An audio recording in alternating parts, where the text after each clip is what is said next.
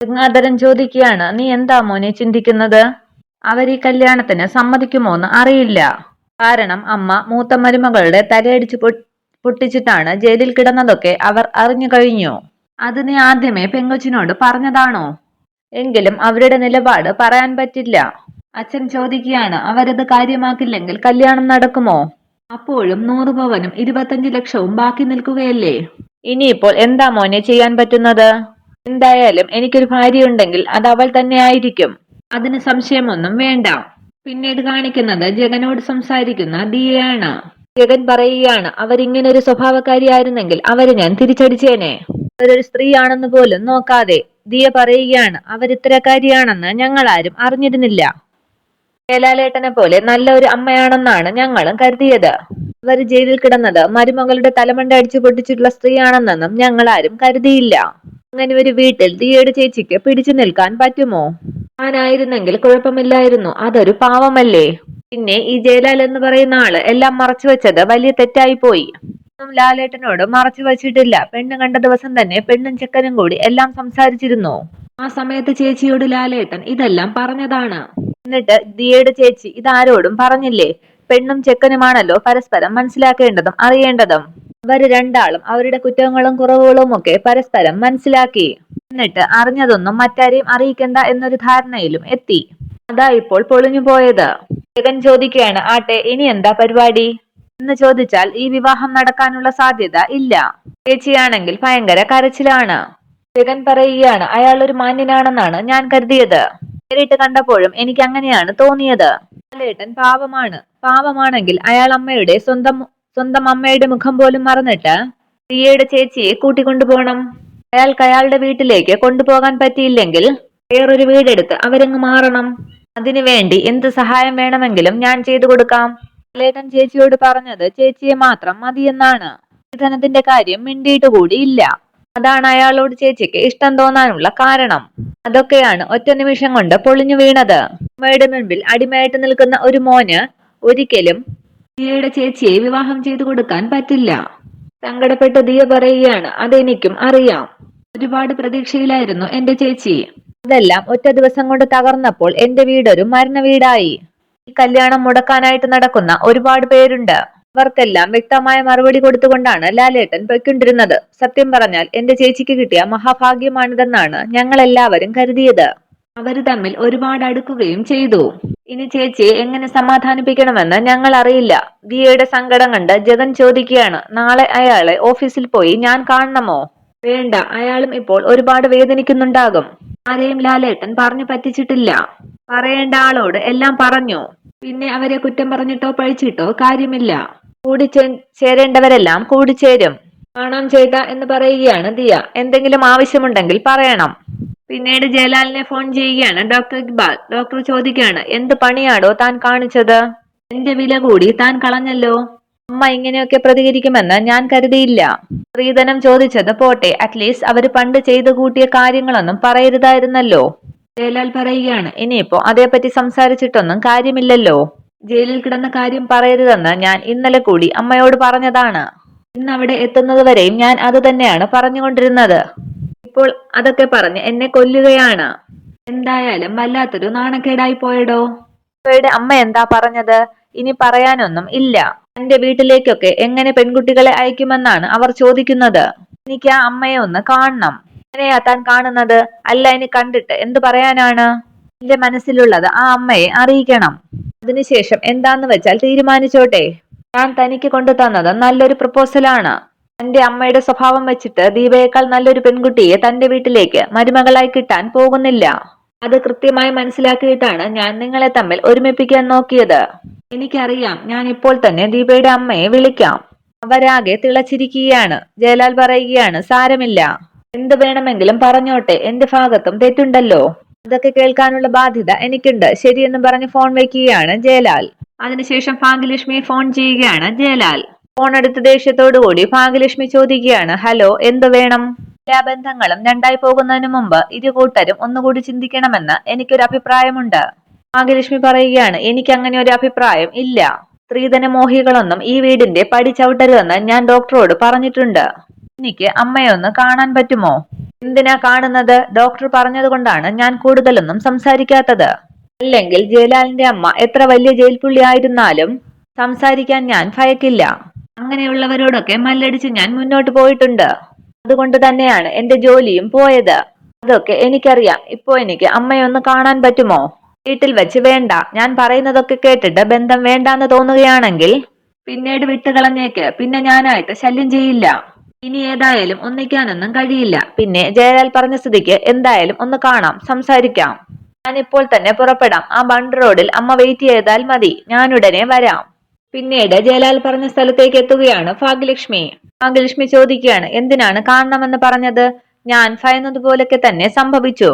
ഞാൻ ഉദ്ദേശിച്ച കാര്യങ്ങളൊന്നും തുറന്നു പറയരുത് എന്ന് പറഞ്ഞിട്ടാണ് അമ്മയെ അങ്ങോട്ട് കൊണ്ടുവന്നത്. പക്ഷെ അമ്മയുടെ ക്യാരക്ടർ അതാണ്.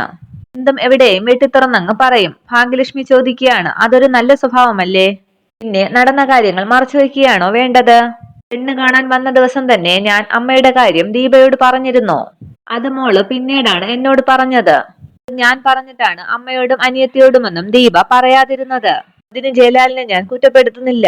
ഞങ്ങൾ ഒന്നിച്ച് ജീവിക്കേണ്ടവരാണ് എന്ന് തോന്നിയിട്ട് കാര്യങ്ങൾ ജയലാൽ എന്റെ മോളോട് പറഞ്ഞു. എന്നാൽ നിങ്ങൾ പറയാതെ പോയ ഒരു കാര്യമുണ്ട്, ഡൗറിയുടെ കാര്യം. അത്രയും സ്ത്രീധനം തന്ന് എന്റെ മോളെ നിങ്ങൾക്ക് തരാൻ അത്രയും സമ്പന്നയൊന്നുമല്ല ഞങ്ങൾ. വളഞ്ഞ വഴിയിലൂടെ ഒന്നും സമ്പാദിച്ചിട്ടുമില്ല. എന്റെ ഒറ്റ വരുമാനം കൊണ്ടാണ് എന്റെ കുടുംബം കഴിഞ്ഞു പോകുന്നത്. ദീപയുടെ അച്ഛന്റെ കാര്യം ഇക്ബാൽ ഡോക്ടർ ജയലാലിനോട് പറഞ്ഞിട്ടുണ്ടാകുമല്ലോ. എല്ലാം എനിക്ക് അറിയാമമ്മേ. പിന്നെ സ്ത്രീധനത്തിന്റെ കാര്യം, അതിൽ എന്റെ അമ്മ എന്ത് നിലപാടെടുക്കുമെന്ന് ഞാൻ കരുതിയിരുന്നില്ല. ആയിക്കോട്ടെ, പക്ഷേ എടുപ്പത് സ്ത്രീധനം തന്ന് എന്റെ മോളെ നിങ്ങൾക്ക് തരാൻ ഞങ്ങൾക്ക് കഴിയില്ല എന്നാണ് പറഞ്ഞത്. അതിനുള്ള അവസ്ഥ എനിക്കില്ല. അഥവാ ഇനി ഉണ്ടെങ്കിൽ തന്നെ പെൺകുട്ടികൾക്ക് വില പറയുന്ന ഒരു കുടുംബത്തിലേക്ക് എന്റെ മോളെ പറഞ്ഞയക്കില്ല. ജയലാൽ ചോദിക്കുകയാണ്, അമ്മ ആവശ്യപ്പെട്ട സ്ത്രീധനം ഞാൻ തന്നാലോ? എനിക്ക് വേണ്ടത് അമ്മയുടെ മോളെയാണ്, സ്ത്രീധനമല്ല.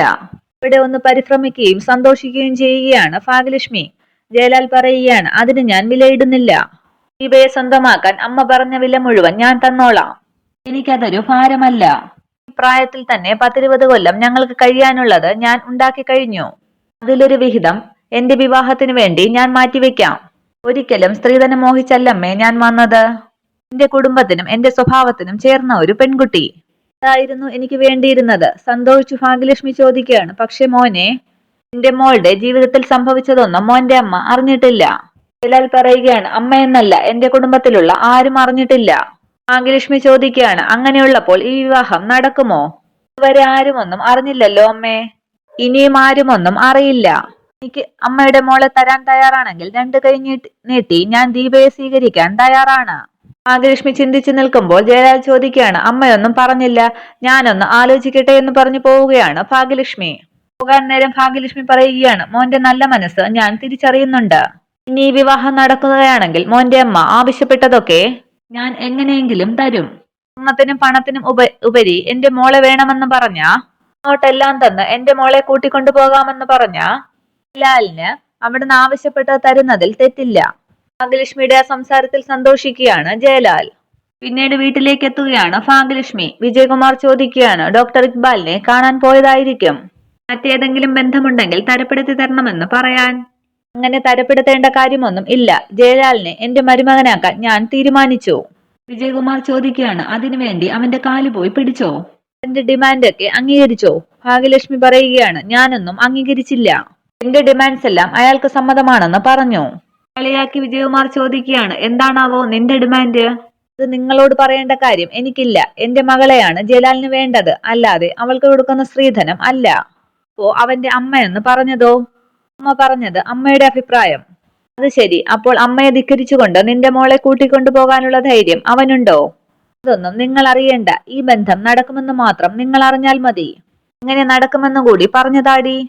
എന്റെ അമ്മ അറിയാതെ നിന്റെ മോളെ അവൻ രജിസ്റ്റർ മാരേജ് ചെയ്യാൻ പോവുകയാണോ? ചിലപ്പോൾ അതും നടന്നു എന്ന് വരും. മിക്കവാറും നിന്റെ മോളുടെ തലമണ്ടയും അവരടിച്ചു പൊട്ടിക്കും. അവന്റെ തള്ള എന്ന് വിജയകുമാർ പറയുമ്പോൾ ഭാഗ്യലക്ഷ്മി ദേഷ്യപ്പെടുകയാണ്. എന്റെ മോളെ വിവാഹം കഴിക്കാൻ പോകുന്നത് നിങ്ങളെ പോലുള്ള ഒരാളായിരുന്നെങ്കിൽ അതൊക്കെ ഞാൻ ഭയക്കണമായിരുന്നു. ഇവിടെ എന്റെ മോളെ വേദനിപ്പിക്കാനല്ല, സ്നേഹിക്കാനാണ് ജയലാൽ കൂട്ടിക്കൊണ്ടു പോകുന്നത്. അതെനിക്ക് ഇന്നത്തോടെ മനസ്സിലായി. പിന്നീട് വിഷമിച്ചിരിക്കുന്ന ദീപയുടെ അടുത്തേക്ക് എത്തുകയാണ് ഭാഗ്യലക്ഷ്മി. മോളുടെ കല്യാണം മുടങ്ങിപ്പോയതിന്റെ പേരിൽ എന്നെ ഇവിടെ ഒരാൾ ഒരുപാട് ആക്ഷേപിച്ചു. എന്നാൽ മോൾ വിഷമിക്കേണ്ട. ജയലാലുമായിട്ടുള്ള മോളുടെ കല്യാണം നടക്കും. ജയലാൽ എന്നെ വിളിപ്പിച്ചത് അതേപ്പറ്റി സംസാരിക്കാനാണ്. ജയലാലിന്റെ അമ്മ ഇവിടെ വന്ന് ചോദിച്ച സ്ത്രീധനം ജയലാൽ തരാമെന്ന് പറഞ്ഞു. സന്തോഷത്തോടു കൂടി ദീപ ചോദിക്കുകയാണ്, അമ്മേ അത് അയാൾക്ക് വേണ്ടത് മോളെയാണ്, അതിനുവേണ്ടി എന്ത് കോംപ്രമൈസിനും തയ്യാറാണെന്നും പറഞ്ഞു. ജയലാലിന്റെ അമ്മ അറിയാതെ അവൻ എന്ത് സഹായവും ഓഫർ ചെയ്തിരിക്കുകയാണ്. മോൾക്ക് വിശ്വാസം ആകുന്നില്ലേ? ലാലേട്ടൻ എന്നെ വലിയ ഇഷ്ടമാണെന്ന് എനിക്കറിയാമായിരുന്നു. പക്ഷേ എന്നൊക്കെ പറഞ്ഞ് ആശങ്കപ്പെടുകയാണ് ദീപ.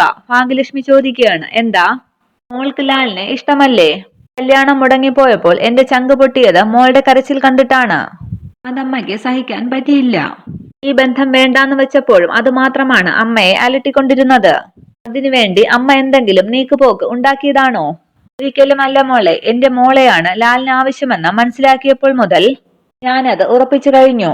അയാളുടെ അമ്മ ആവശ്യപ്പെട്ടതൊക്കെ നമ്മൾ കൊടുക്കുമെന്ന്. എങ്ങനെ കൊടുക്കും? എങ്ങനെയെങ്കിലും കൊടുത്തേ പറ്റൂ. ജയലാൽ ഇങ്ങോട്ട് സ്വർണവും പണവും തന്ന് മോളെ കല്യാണം കഴിക്കാമെന്ന് പറഞ്ഞത് അയാളുടെ മാന്യത. അത് അയാൾ ചെയ്യുകയും ചെയ്യും, എങ്ങനെയും ഈ വിവാഹം നടത്താൻ വേണ്ടി. പക്ഷേ നമ്മളത് മുതലാക്കാൻ പാടില്ല. എന്തായാലും ഞാൻ തീരുമാനിച്ചു കഴിഞ്ഞു കല്യാണം നടത്താൻ. ദീപ ചോദിക്കുകയാണ്, എങ്ങനെയാണ് ഈ ചുരുങ്ങിയ സമയത്തിനുള്ളിൽ ഇത്രയൊക്കെ ഉണ്ടാക്കുന്നത്?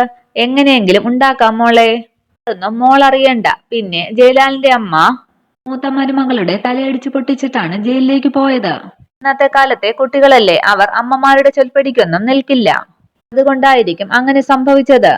പക്ഷേ മോളുടെ കാര്യത്തിൽ അങ്ങനെ ഒരു ഭയവും എനിക്കില്ല. മോൾ ഏത് വീട്ടിലും അഡ്ജസ്റ്റ് ചെയ്ത് നിൽക്കുമെന്ന് എനിക്കറിയാം. പിന്നെ മോളെ കൂട്ടിക്കൊണ്ടുപോകുന്നത് നന്മ ഒരുപാടുള്ള ഒരു ചെറുപ്പക്കാരനാണ്. അങ്ങനെ ഒരു ഭാഗ്യം തെളിഞ്ഞു വരുമ്പോൾ നമ്മളത് തട്ടിത്തെറിപ്പിക്കാൻ പാടില്ല. അമ്മ ഒരുപാട് കഷ്ടപ്പെടേണ്ടി വരും. ഇനി അമ്മ കഷ്ടപ്പെടാതിരുന്നിട്ട് ഈ കല്യാണം മുടങ്ങിയാലോ? മോള് കരയുന്നത് അമ്മയ്ക്ക് കാണേണ്ടി വരില്ലേ? കുറച്ച് കഴിയുമ്പോൾ എന്റെ വിഷമം മാറിക്കോളും അമ്മേ. ഇല്ല മോളെ, മോളുടെ വിഷമം മാറില്ല. അമ്മയുടെ വിഷമവും മാറില്ല. ഇന്നത്തോടെ എനിക്ക് മനസ്സിലായി ഇനി ഇതിന് മുകളിലുള്ള ഒരു ബന്ധം മോൾക്ക് കിട്ടില്ല എന്ന്. അതുകൊണ്ട് ഇനി സംസാരമൊന്നും വേണ്ട. ഇന്നു മുതൽ ഈ ബന്ധം നടക്കാൻ വേണ്ടി അമ്മ അലയാൻ പോവുകയാണ്. മക്കളുടെ ജീവിതവും ഭാവിയും സുരക്ഷിതമാക്കുന്നതിനപ്പുറം ഒരമ്മയ്ക്ക് മറ്റൊരു സന്തോഷവും ഇല്ല. ഇത്രയുമാണ് ഇന്നത്തെ എപ്പിസോഡ് വിശേഷങ്ങൾ. Okay, thank you.